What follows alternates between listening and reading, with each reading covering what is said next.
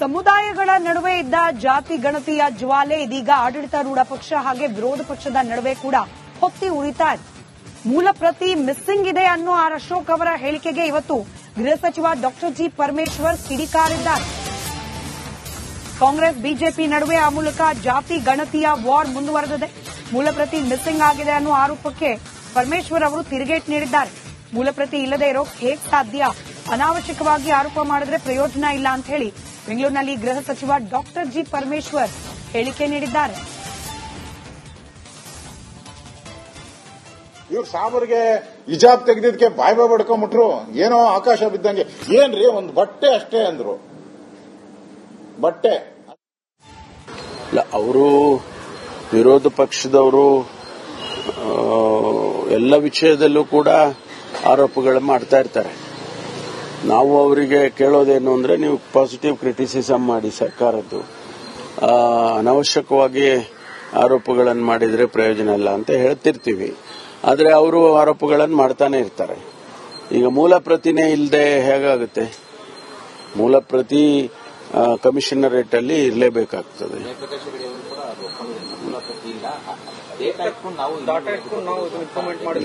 ನನಗೆ ಅದು ಗೊತ್ತಿಲ್ಲ, ಬಟ್ ಮೂಲ ಪ್ರತಿ ಇರಲೇಬೇಕಲ್ಲ. ಅವರು ವಿರೋಧ ಪಕ್ಷದವರು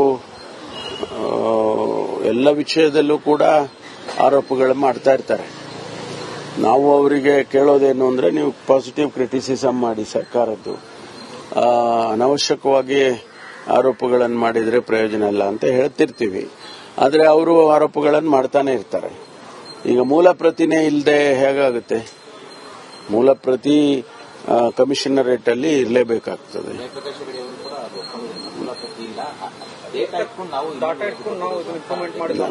ನನಗೆ ಅದು ಗೊತ್ತಿಲ್ಲ, ಬಟ್ ಮೂಲ ಪ್ರತಿ ಇರಲೇಬೇಕಲ್ಲ. ಅವರು ವಿರೋಧ ಪಕ್ಷದವರು ಎಲ್ಲ ವಿಷಯದಲ್ಲೂ ಕೂಡ ಆರೋಪಗಳು ಮಾಡ್ತಾ ಇರ್ತಾರೆ. ನಾವು ಅವರಿಗೆ ಕೇಳೋದೇನು ಅಂದ್ರೆ, 90% ಒರಿಜಿನಲ್ ಅಂತೆ. ನಾವು ಕೇಳಿದ್ರೆ ಇದನ್ನ ಈ ರಾತ್ರಿ ಹೊತ್ತು 90 ಜಾಸ್ತಿ ಓಡ್ತೈತೆ.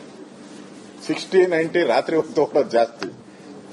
ಈ 90% ಆಕ್ಯುರಸಿ ಅಂತೆ, ಒರಿಜಿನಲ್.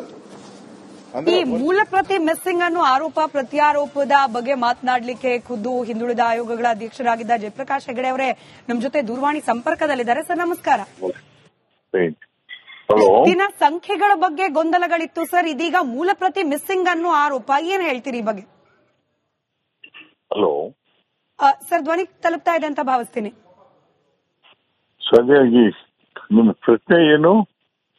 ಮೂಲ ಪ್ರತಿ ಮಿಸ್ ಆಗಿದೆ ಅಂತ ಹೇಳಿ ವಿರೋಧ ಪಕ್ಷದ ನಾಯಕ ಆರ್ ಅಶೋಕ್ ಅವರು ಆರೋಪ ಮಾಡಿದ್ದಾರೆ. ಏನ್ ಹೇಳ್ತೀರಿ ಈ ಬಗ್ಗೆ? ಅದು ಹಿಂದೆದು ಕಾಂತರಾಜ್ ಅವ್ರದ್ದು.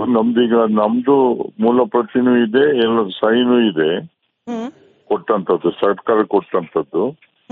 ಹಿಂದೆ ಕಾಂತರಾಜ್ ಅವರ ಸಂದರ್ಭ ಅವರ ಅಧ್ಯಕ್ಷರಾಗಿದ್ದಾಗ ದತ್ತಾಂಶ ಸಂಗ್ರಹ ಮಾಡಿದ್ರು.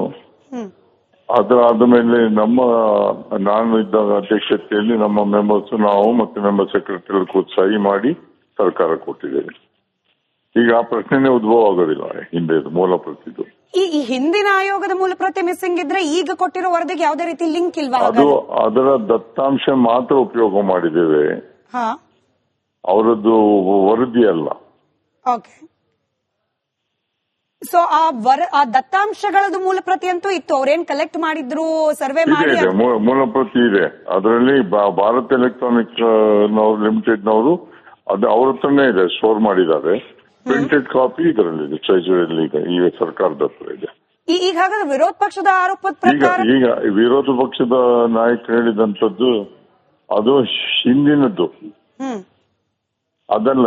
ಈಗ ನಾವು ನಮ್ಮ ಆಯೋಗದವರು ಬರೆದಂತದ್ದು, ಅದು ಮೂಲ ಪ್ರತಿಯೂ ಇದೆ, ಸಹಿ ಎಲ್ಲ ಸಿಗ್ನೇಚರು ಇದೆ. ಅದು ಈಗ ಇನ್ ಕೇಸ್ ನಾಳೆ ದಿನ ಯಾರಾದ್ರೂ ಇದನ್ನ ಲೀಗಲಿ ಚಾಲೆಂಜ್ ಮಾಡ್ಲಿಕ್ಕೆ ಸಾಧ್ಯನಾ? ಇದ್ರ ಮಾನ್ಯತೆ ಈಗಲೂ ಹೋಗಿ ಕಮಿಷನ್ ಆಫೀಸರ್ ನೋಡಿದ್ರೆ, ಅಥವಾ ಅವ್ರು ಎಲ್ಲಿಟ್ಟಿದ್ದಾರೆ, ಟ್ರೆಜರಿಯಲ್ಲಿ ಇಟ್ಟಿದ್ದಾರೆ, ಅಲ್ಲಿ ಇದೆ, ಮೂಲ ಪ್ರತಿನೂ ಇದೆ, ಎಲ್ಲರೂ ಸಹಿ ಮಾಡಿದ್ದಿದೆ. ಸೊ ಹಾಗಾದ್ರೆ ಇದು ಆರೋಪಗಳೆಲ್ಲ ಕೇವಲ ರಾಜಕೀಯ ಉದ್ದೇಶಕ್ಕೆ ಅಂತ ಅಲ್ಲ, ಹೇಳ್ತೀವಿ. ಅದು ಹಳೆ ಆರೋಪಗಳು, ಅದು ಮುಗೀತು. ಈಗ ಹೊಸದಾಗಿ ನಾವು ವರದಿಯನ್ನು ಬರೆದು ಕೊಟ್ಟಿದ್ದೇವಲ್ಲ, ಅದರಲ್ಲಿ ಎಲ್ಲ ಸಿಗ್ನೇಚರು ಇದೆ ಅಂತಂದ್ರೆ. ಸೊ ಇನ್ ಕೇಸ್ ಏನಾದ್ರೂ ಇದು ಲೀಗಲ್ ಚಾಲೆಂಜ್ ಆದ್ರೂ ಕೂಡ ಮಾನ್ಯ ಇರಲ್ಲ. ಕೋರ್ಟ್ ಅಲ್ಲ, ಅದು ಕೋರ್ಟ್ ನಲ್ಲಿ ಸಹ ನಿಲ್ತದೆ, ತೊಂದರೆ ಇಲ್ಲ. ರೈಟ್. ಧನ್ಯವಾದ ಸರ್. ರಿಪಬ್ಲಿಕ್ ಕನ್ನಡದ ಜೊತೆ ಮಾತನಾಡಿದಕ್ಕೆ. ಇದು ಹಿಂದುಳಿದ ಆಯೋಗಗಳ ಮಾಜಿ ಅಧ್ಯಕ್ಷರಾಗಿದ್ದ ಜಯಪ್ರಕಾಶ್ ಹೆಗಡೆ ಅವರ ಮಾತು. ನಮ್ಮ ವರದಿ ಸರ್ಕಾರಕ್ಕೆ ಸಲ್ಲಿಕೆ ಆಗಿರೋದ್ರಲ್ಲಿ ಎಲ್ಲವೂ ಸರಿಯಾಗಿದೆ, ಸಹಿಯೂ ಇದೆ, ಮೂಲ ಪ್ರತಿಯೂ ಇದೆ. ಹಿಂದಿನ ಆಯೋಗದ ವರದಿಯ ಮೂಲ ಪ್ರತಿ ಮಿಸ್ಸಿಂಗ್ ಇದೆ. ಆದ್ರೆ ನಾವು ಆ ವರದಿಯಿಂದ ಬಳಕೆ ಮಾಡಿದ್ದು ಕೇವಲ ದತ್ತಾಂಶ ಮಾತ್ರ, ಸ್ಟ್ಯಾಟ್ಸ್ ಮಾತ್ರ. ಹಾಗಾಗಿ ಈ ವಿರೋಧ ಪಕ್ಷದ ಆರೋಪಕ್ಕೆ ಯಾವುದೇ ರೀತಿ ಮಾನ್ಯತೆ ಇಲ್ಲ. ಕಾನೂನಾತ್ಮಕವಾಗಿ ಇದನ್ನ ಚಾಲೆಂಜ್ ಮಾಡಿದ್ರೂ ಕೂಡ ನಮ್ಮ ವರದಿಯಲ್ಲಿ ಯಾವುದೇ ರೀತಿಯ ಲೋಪವನ್ನ ಕಂಡುಹಿಡಿಯಲಿಕ್ಕೆ ಸಾಧ್ಯ ಇಲ್ಲ ಅನ್ನೋ ವಿಶ್ವಾಸವನ್ನ ವ್ಯಕ್ತಪಡಿಸಿದ್ದಾರೆ ಜಯಪ್ರಕಾಶ್ ಹೆಗಡೆ ಅವರು.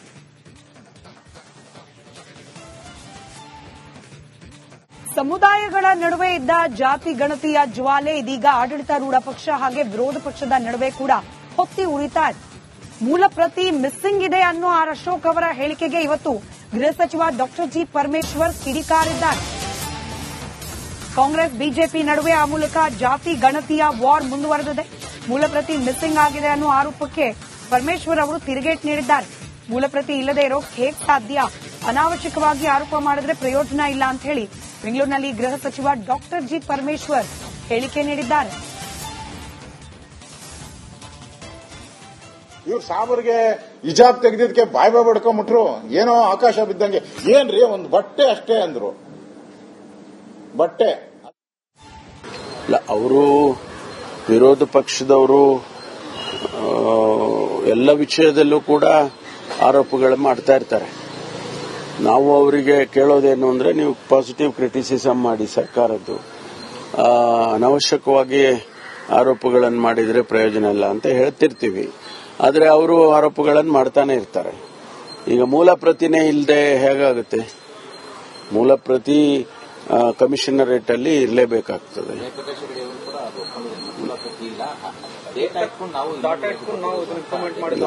ನನಗೆ ಅದು ಗೊತ್ತಿಲ್ಲ, ಬಟ್ ಮೂಲ ಪ್ರತಿ ಇರಲೇಬೇಕಲ್ಲ. ಅವರು ವಿರೋಧ ಪಕ್ಷದವರು ಎಲ್ಲ ವಿಷಯದಲ್ಲೂ ಕೂಡ ಆರೋಪಗಳು ಮಾಡ್ತಾ ಇರ್ತಾರೆ. ನಾವು ಅವರಿಗೆ ಕೇಳೋದೇನು ಅಂದ್ರೆ, ನೀವು ಪಾಸಿಟಿವ್ ಕ್ರಿಟಿಸಿಸಮ್ ಮಾಡಿ ಸರ್ಕಾರದ್ದು, ಅನಾವಶ್ಯಕವಾಗಿ ಆರೋಪಗಳನ್ನು ಮಾಡಿದ್ರೆ ಪ್ರಯೋಜನ ಇಲ್ಲ ಅಂತ ಹೇಳ್ತಿರ್ತೀವಿ. ಆದರೆ ಅವರು ಆರೋಪಗಳನ್ನು ಮಾಡ್ತಾನೆ ಇರ್ತಾರೆ. ಈಗ ಮೂಲ ಪ್ರತಿನೇ ಇಲ್ಲದೆ ಹೇಗಾಗುತ್ತೆ? ಮೂಲ ಪ್ರತಿ ಕಮಿಷನರೇಟ್ ಅಲ್ಲಿ ಇರಲೇಬೇಕಾಗ್ತದೆ.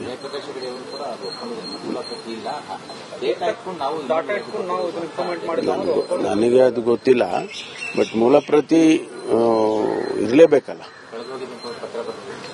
ಅವರು ವಿರೋಧ ಪಕ್ಷದವರು ಎಲ್ಲ ವಿಷಯದಲ್ಲೂ ಕೂಡ ಆರೋಪಗಳು ಮಾಡ್ತಾ ಇರ್ತಾರೆ. ನಾವು ಅವರಿಗೆ ಕೇಳೋದೇನು ಅಂದ್ರೆ, 90% ಒರಿಜಿನಲ್ ಅಂತೆ. ನಾವು ಕೇಳಿದ್ರಿ ಇದನ್ನ, ಈ ರಾತ್ರಿ ಹೊತ್ತು 90 ಜಾಸ್ತಿ ಓಡ್ತೈತೆ, 60-90 ರಾತ್ರಿ ಹೊತ್ತು ಓಡೋದು ಜಾಸ್ತಿ. ಈ 90% ಆಕ್ಯುರಸಿ ಅಂತೆ, ಒರಿಜಿನಲ್. ಈ ಮೂಲ ಪ್ರತಿ ಮಿಸ್ಸಿಂಗ್ ಅನ್ನೋ ಆರೋಪ ಪ್ರತ್ಯಾರೋಪದ ಬಗ್ಗೆ ಮಾತನಾಡಲಿಕ್ಕೆ ಖುದ್ದು ಹಿಂದುಳಿದ ಆಯೋಗಗಳ ಅಧ್ಯಕ್ಷರಾಗಿದ್ದ ಜಯಪ್ರಕಾಶ್ ಹೆಗಡೆ ಅವರೇ ನಮ್ಮ ಜೊತೆ ದೂರವಾಣಿ ಸಂಪರ್ಕದಲ್ಲಿದ್ದಾರೆ. ಸರ್ ನಮಸ್ಕಾರ. ದಿನ ಸಂಖ್ಯೆಗಳ ಬಗ್ಗೆ ಗೊಂದಲಗಳಿತ್ತು ಸರ್, ಇದೀಗ ಮೂಲ ಪ್ರತಿ ಮಿಸ್ಸಿಂಗ್ ಅನ್ನೋ ಆರೋಪ, ಏನ್ ಹೇಳ್ತೀರಿ ಈ ಬಗ್ಗೆ? ಹಲೋ ಸರ್, ಧ್ವನಿ ತಲುಪ್ತಾ ಇದೆ ಅಂತ ಭಾವಿಸ್ತೀನಿ. ಸರಿಯಾಗಿ ನಿಮ್ಮ ಪ್ರಶ್ನೆ ಏನು? ಮೂಲ ಪ್ರತಿ ಮಿಸ್ ಆಗಿದೆ ಅಂತ ಹೇಳಿ ವಿರೋಧ ಪಕ್ಷದ ನಾಯಕ ಆರ್ ಅಶೋಕ್ ಅವರು ಆರೋಪ ಮಾಡಿದ್ದಾರೆ, ಏನ್ ಹೇಳ್ತೀರಿ ಈ ಬಗ್ಗೆ? ಅದು ಹಿಂದೆದು ಕಾಂತರಾಜ್ ಅವ್ರದ್ದು. ನಮ್ದು ಮೂಲ ಪ್ರತಿನೂ ಇದೆ, ಎಲ್ಲ ಸೈನು ಇದೆ, ಕೊಟ್ಟಂತದ್ದು ಸರ್ಕಾರ ಕೊಟ್ಟಂತದ್ದು.